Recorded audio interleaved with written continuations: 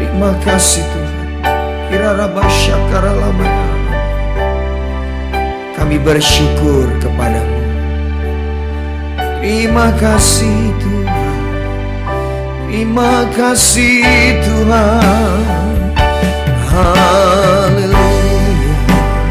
Mari ucapkan syukurmu di hadapan Tuhan. Mari berterima kasih hanya kepada Dia. Haleluya. Terima kasih Tuhan.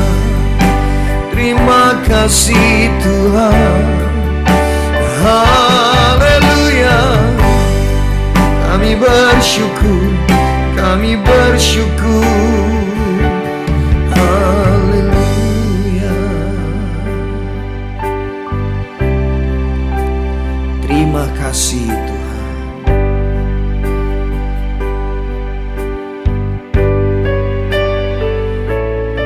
Bawa kami terus semakin dekat kepadamu.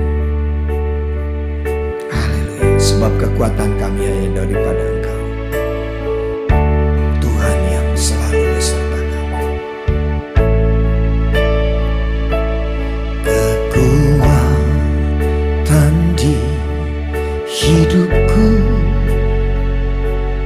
ku dapat dalam Yesus. Dia tak pernah tinggalkanku, setia menopangku, berseru berharap dalam Yesus. Katakan kekuatan. Kekuatan di hidupku ku dapat dalam Yesus. Dia tak pernah tinggalkanku, setia menopangku, berseru berharap dalam Yesus. Ajaib Kau Tuhan, penuh kuasa, sanggup pulihkan keadaanku. Dalam tangan-Mu suruh hidupku tak akan goyah selamanya. Ajaib Kau Tuhan, penuh kuasa, sanggup pulihkan keadaanku. Dalam tangan-Mu suruh hidupku tak akan goyah selamanya.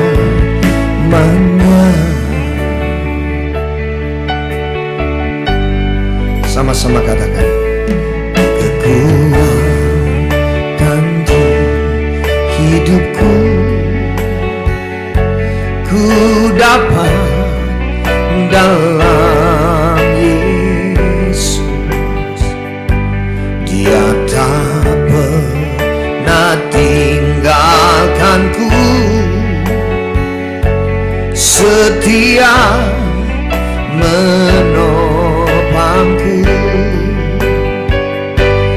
berseru berharap dalam Yesus. Mari angkat tanganmu di hadapan Tuhan, katakan. Ajaib Kau Tuhan, penuh kuasa, sanggup pulihkan keadaan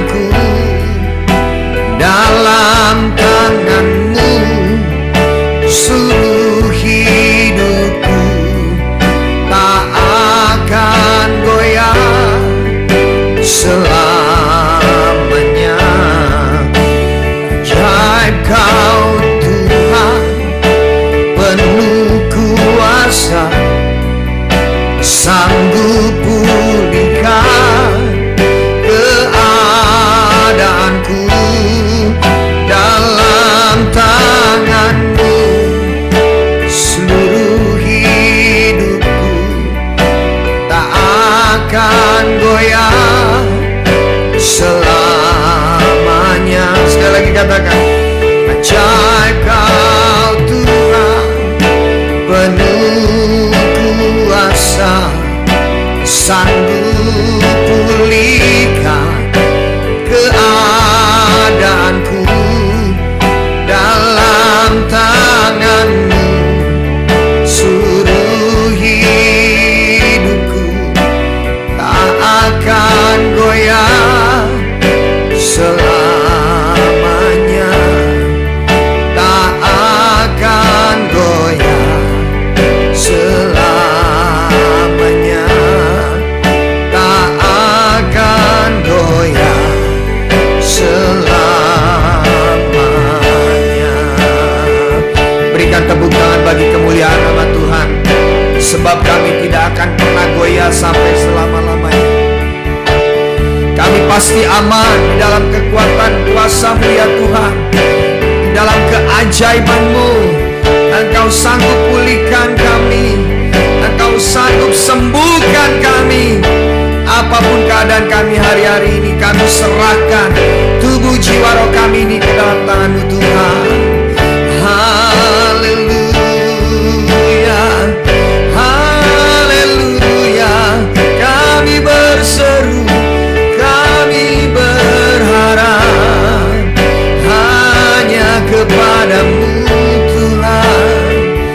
Oh, sebab Kau yang beri kekuatan, Kau yang beri pengharapan.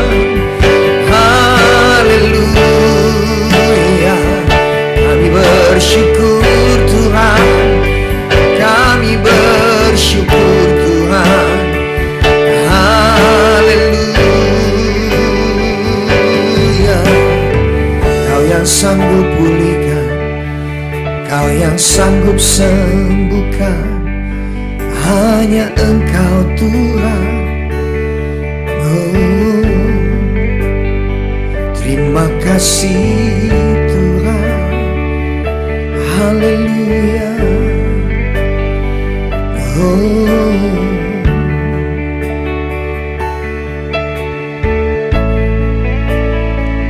Kau selalu ada dalam hatiku, menemani hidupku,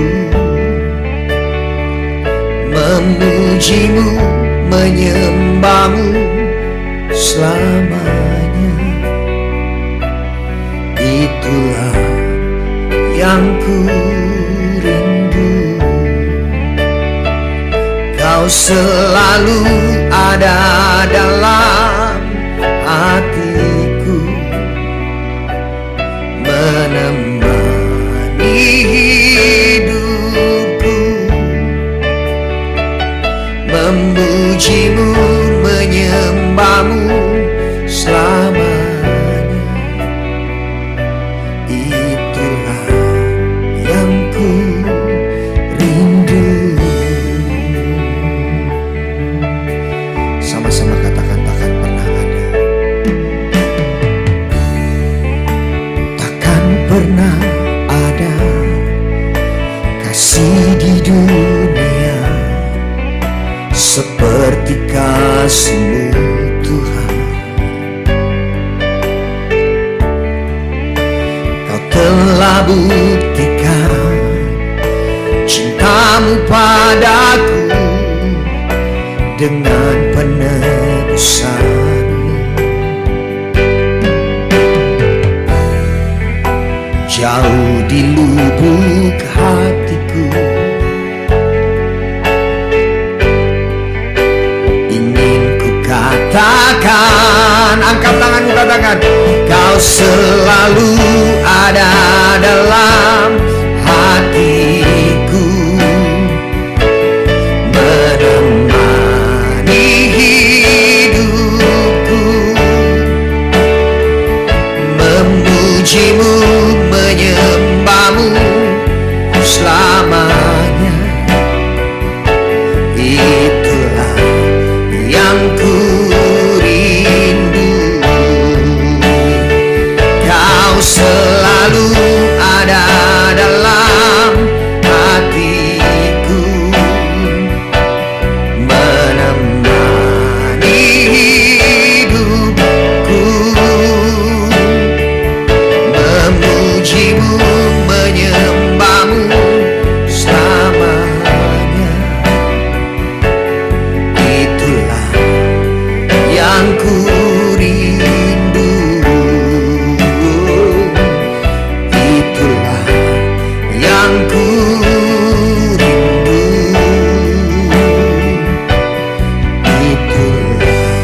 yang ku rindu. Berikan tepuk tangan yang terbaik buat Tuhan Yesus. Ini yang kami rindu Tuhan, untuk selalu memuji-Mu. Mari saya persilahkan Pastor Deborah berdoa untuk firman Tuhan. Haleluya. Mari kita berdoa. Terima kasih Tuhan Yesus untuk pagi hari ini. Sekali lagi kami mendapatkan kesempatan untuk memuliakan nama-Mu, memuji, menyembah-Mu bersama-sama dengan anak-anak-Mu yang lain. Biarlah hadirat-Mu yang kami rasakan juga dirasakan kepada setiap orang yang mengikuti mesbah doa ini, terutama juga kepada mereka yang belum mengenal Tuhan.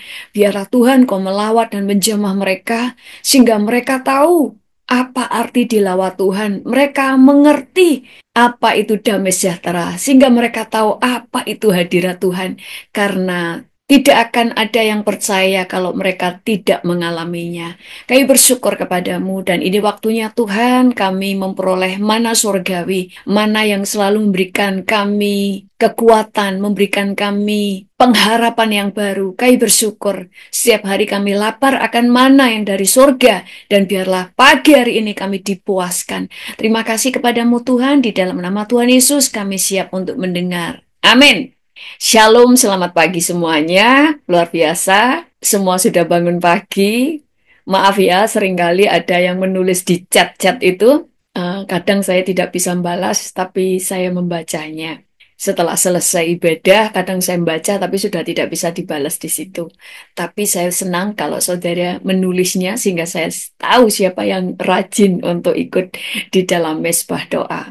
Nah, pagi hari ini kita akan melanjutkan firman Tuhan yang kemarin. Kemarin di mesbah doa, firman Tuhan tentang bahaya kalau kita itu tidak pernah merasa puas atau hidup dalam ketidakpuasan. Dan hari ini kita belajar tentang bahaya pada waktu kita hidup di dalam keserakahan. Yuk kita baca di dalam Bilangan 11 mulai ayat yang keempat. Orang-orang bajingan yang ada di antara mereka kemasukan nafsu rakus. Dan orang Israel pun menangislah pula serta berkata, siapakah yang akan memberi kami makan daging? Kita teringat kepada ikan yang kita makan di Mesir dengan tidak bayar apa-apa, kepada mentimun dan semangka, bawang prei, bawang merah, dan bawang putih. Tetapi sekarang kita kurus kering. Tidak ada sesuatu apapun kecuali mana ini saja yang kita lihat. Lalu kita lompat ke ayat yang ke-11. Lalu berkatalah Musa kepada Tuhan, mengapa kau perlakukan hambamu ini dengan buruk? Dan mengapa aku tidak mendapat kasih karunia di matamu, sehingga engkau membebankan kepadaku tanggung jawab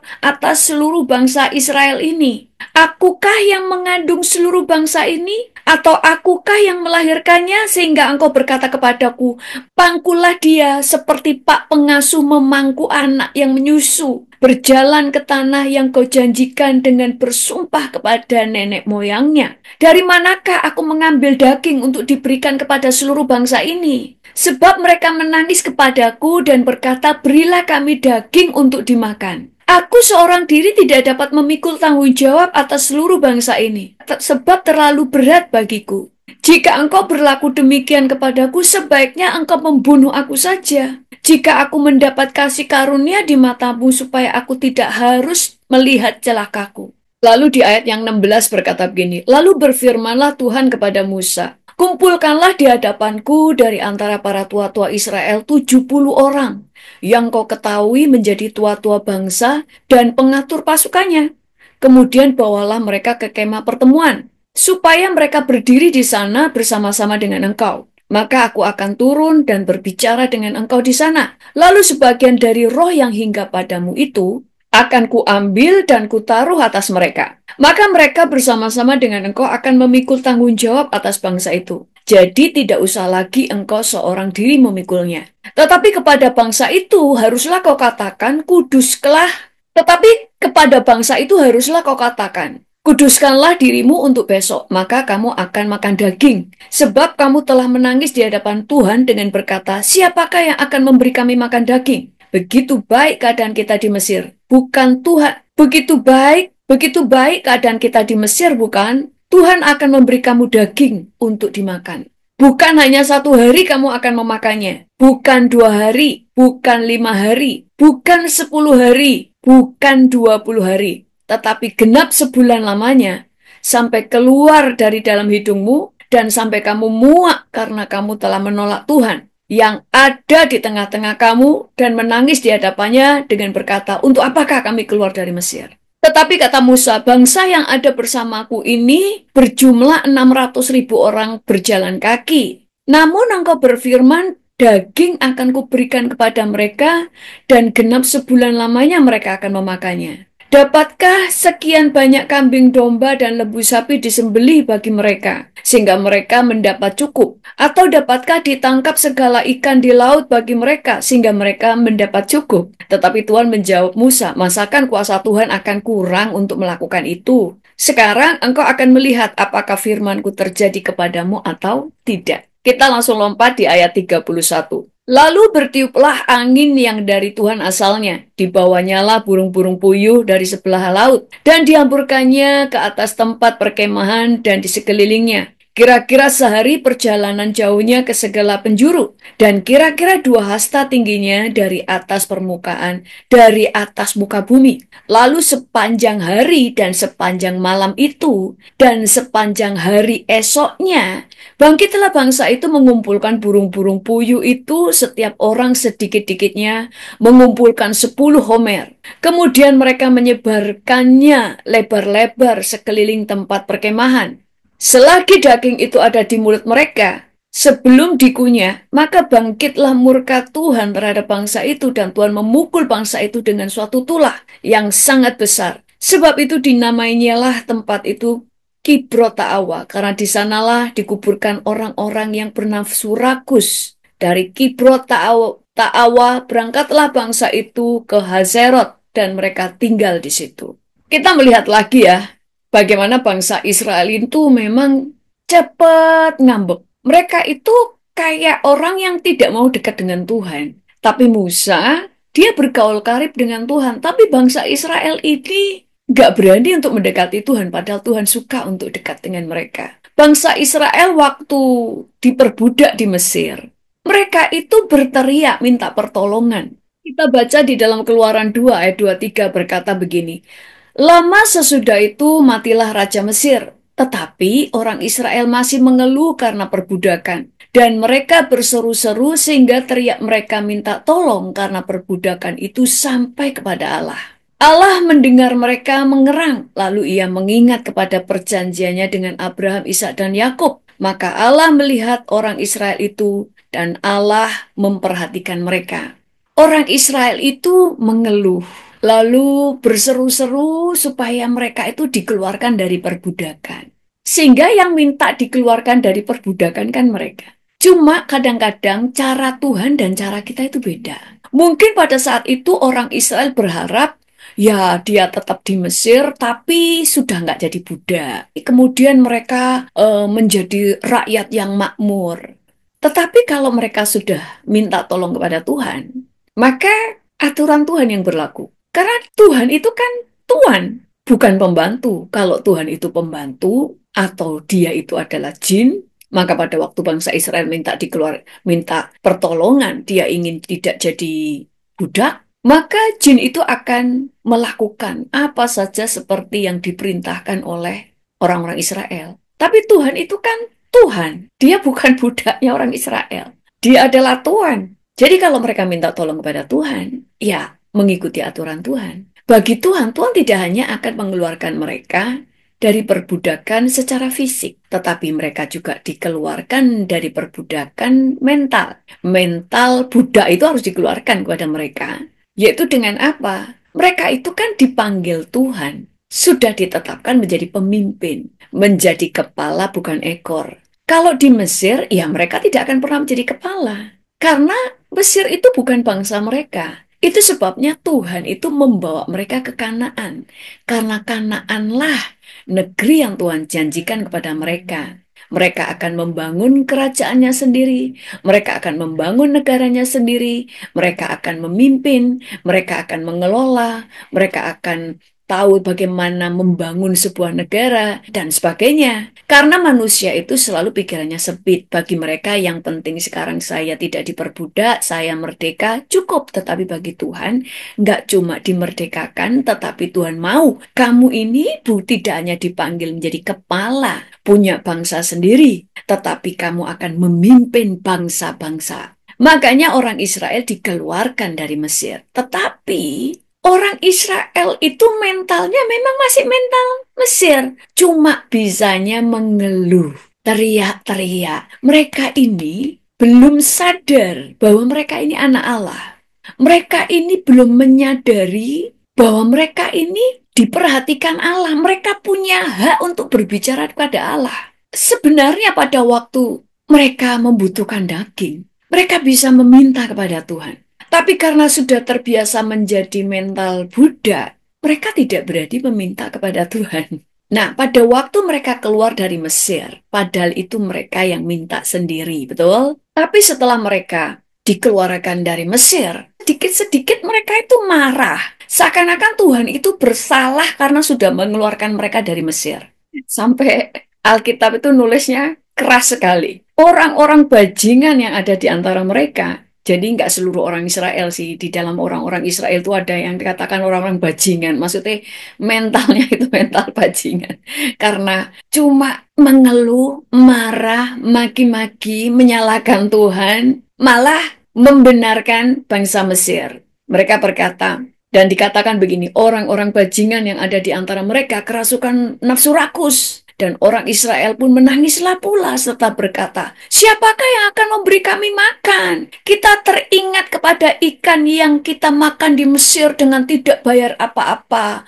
Kepada mentimun dan semangka, bawang pre, bawang merah dan bawang putih. Tetapi sekarang kita kurus kering. Tidak ada sesuatu apapun kecuali mana ini saja yang kita lihat. Padahal pada waktu mereka di Mesir, mereka itu menderita. Segala sesuatu dijatah, mereka tidak punya kemerdekaan. Budak itu lebih rendah dari binatang. Budak itu tidak punya hak. Budak itu adalah milik tuannya. Terserah mau tuannya buat apa kepada mereka. Kalau tuannya pingin bunuh dia, nggak ada hukum yang bisa membela dia. Makanya budak zaman dahulu nggak punya nama. Tapi bangsa Israel punya nama karena mereka adalah anak-anak Allah. Yang membuat Tuhan marah itu adalah, kamu kok bisa bilang senang dengan masa lalumu? Sama dengan orang-orang yang setelah dikeluarkan dari dosanya, lalu memuji-muji masa lalunya. Ngapain aku jadi orang Kristen? Jadi orang Kristen tuh nggak enak. Dulu itulah aku bebas. Misalnya dulunya ada seseorang yang terikat dengan narkoba, atau orang yang terikat dengan okultisme. Setelah dilayani pelepasan, dia pulih. Lalu mereka kepingin kembali ke dosa yang lama. Dan berkata, oh aku dulu itu lebih enak hidupku yang dulu. Ya terserah kamu. Sama dengan orang Israel. Mereka cuma mengeluh. Tapi kalau memang dia benar-benar kepingin kembali ke Mesir, sebenarnya kan bisa. Mereka tidak akan dibunuh. Mereka punya kemerdekaan untuk memilih. Tapi pada kenyataannya mereka tidak pergi kan. Karena mereka sebenarnya tahu di Mesir itu tidak enak. Tetapi orang yang punya hati yang jahat, dia itu akan menyalahkan segala sesuatu, mengkambing hitamkan segala sesuatu, marah untuk segala sesuatu. Mungkin saudara begini, apa perbedaan orang Israel dengan Musa? Bukankah Musa juga mengeluh? Musa ini tidak mengeluh, saudara. Dia ini hanya mengungkapkan isi hatinya. Dia itu seperti seorang yang naik banding di pengadilannya Tuhan. Dia itu berkata, bangsa ini aku yang melahirkan. Kok aku harus memangku mereka seperti seorang bapak pengasuh? Terus aku yang menanggung mereka.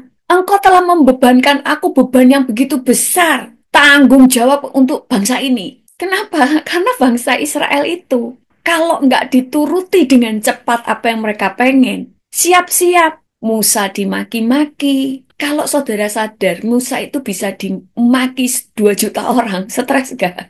Padahal orang-orang Israel itu tidak menggaji dia. Musa tidak punya keuntungan apapun untuk membawa orang Israel keluar dari Mesir. Bukan dia yang minta. Tapi begitu Musa kemudian taat kepada Tuhan mengeluarkan bangsa ini, bangsa Israel itu marahnya kepada Musa. Dan kalau Musa kemudian mengeluh kepada Tuhan, layak nggak? Layak. Kenapa kalau Musa boleh? Karena Musa itu bisa naik banding kepada Tuhan, dia bisa mengungkapkan keluhannya, karena yang nyuruh dia itu Tuhan, bukan dia yang mengajukan diri, bukan dia yang nantang. Tuhan, aku mau mengeluarkan bangsa Israel ini dari Mesir. Enggak, tapi karena dia itu disuruh Tuhan, maka dia bisa ngungkapin, kenapa kau bebankan aku ini? Dan Musa berkata, dari mana aku ngasih daging? Karena semua orang itu demonstrasi di hadapan Musa. Kasih daging, kalau enggak tak lempar dengan batu.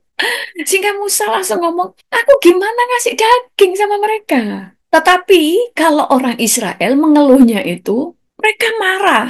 Seakan-akan Tuhan itu jahat. Dan mereka itu marahnya ke Musa. Dia tidak berdoa kepada Tuhan, tidak berseru. Padahal tadinya waktu mereka pengen keluar dari perbudakan, dan mereka itu marahnya itu kayak menghina Tuhan. Kan mereka berkata, padahal kemarin kita di Mesir enak loh, bisa makan ikan, bisa makan bawang, gratis loh. Kenapa aku dikeluarkan dari Mesir? Itu kan kayak kurang ajar. Seakan-akan mana Tuhan itu nggak becus, lebih enak di Mesir. Ngapain dia mengeluarkan aku dari Mesir? Loh, padahal yang minta keluar dari Mesir kan mereka. Nah, kita itu belajar. Kalau udah unek-unek lebih baik duduk diam, berdoa kepada Tuhan, ungkapkan isi hatimu. Tuhan, aku ini tahu aku harus mengampuni, tapi aku nggak kuat, Tuhan, orang ini jahat. Kalau bukan Engkau yang nolong aku nggak mampu. Nah, kemudian setelah bangsa ini diberkati, kenapa cuma sebulan Tuhan memberikan daging? Karena mereka itu serakah. Sudah nggak bersyukur setelah melihat daging, mereka juga nggak berterima kasih. Nggak berterima kasih kepada Musa karena Musa telah berdoa. Tidak minta maaf karena mereka sudah maki-maki Musa. Mereka juga tidak minta ampun kepada Tuhan dan mereka juga tidak bersyukur kepada Tuhan. Dan waktu diberi mereka itu serakah. Daging masih di mulut, mereka mau ngambil lagi. Saudara, setiap keserakahan itu ternyata ada kutuk di sana. Makanya Tuhan itu mengajar untuk kita itu penguasaan diri. Segala sesuatu yang berlebihan, nafsu yang berlebihan, berarti iblis masuk di situ. Kamu bisa sedih, tetapi kalau kamu terlalu sedih sampai kamu dikuasai kesedihan, kamu tidak bisa menguasai emosimu, kesedihanmu, maka iblis masuk di situ. Kalau kamu merasa bersalah, wajar, bagus supaya kamu bertobat. Tapi kalau kamu terus dikuasai penyesalan, maka iblis masuk di situ. Sama, waktu seseorang serakah, iblis masuk di situ. Makanya pintu perlindungan itu adalah penguasaan diri. Itu sebabnya, lihat, orang yang tidak bisa menguasai nafsu makan, dia bisa obesitas, dia bisa banyak sakit penyakit. Itu sebabnya Tuhan itu marah dengan bangsa Israel. Bahaya kalau kita itu dipenuhi dengan keserakahan dan tidak pernah puas. Maka bangkitlah murka Tuhan terhadap bangsa itu, dan Tuhan memukul bangsa itu dengan satu tulah yang sangat besar. Bangsa Israel ini sudah tidak tahu bersyukur, cuma bisa mengeluh, menyalahkan Tuhan, menyalahkan orang lain, menyalahkan keadaan untuk segala sesuatu. Dan waktu menerima berkat, mereka tidak ingat Tuhan, mereka langsung serakah berebut sendiri-sendiri, satu orang 10 homer. Seakan-akan tidak percaya bahwa besok itu masih ada lagi. Mereka seakan tidak percaya bahwa Tuhan memelihara mereka. Bahkan kalau sudah sebulan habis, mereka itu sebenarnya bisa meminta kepada Tuhan lagi. Tapi mereka itu sibuk dengan kedagingannya, berebut, makan tanpa mengingat apapun. Sehingga murka Tuhan itu turun. Itu sebabnya waktu saudara menikmati makanan, saudara bisa tidur dengan nyenyak, saudara berada di rumah, saudara bisa mendapatkan tempat tinggal, sekalipun tempat tinggalmu masih sewa, saudara berada di rumah mertua, saudara terlindung, saudara mengucap syukur.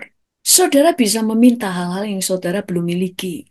Kita lihat sekalipun Tuhan marah kepada Israel, sebenarnya Tuhan itu memberikan apa saja yang mereka butuhkan. Mereka minta air, dikasih air.